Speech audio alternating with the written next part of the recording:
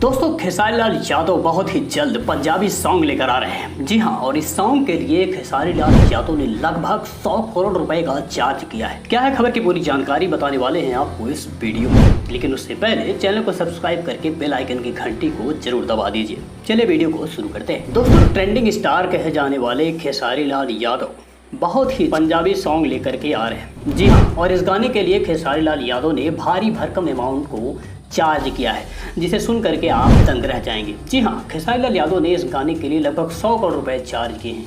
अब आप सोच रहे होंगे कि इतने पैसे तो किसी फिल्म के लिए लगाए जाते हैं, लेकिन कौन है जो खेसारी लाल यादव को इतना भारी भरकम रुपए दे रहा है। जी हाँ दोस्तों, इस खबर में क्या सच्चाई है ये तो हमें भी नहीं पता, लेकिन रिपोर्ट्स के मुताबिक ऐसा लग रहा है कि खेसारी लाल यादव बहुत ही जल्द पंजाबी गाने लेकर आएंगे, जिसकी लागत लगभग 100 करोड़ रुपए बताई जा रही है। अब खेसारी लाल यादव भोजपुरी इंडस्ट्री से पंजाबी और बॉलीवुड के गाने गाते हुए नजर आएंगे।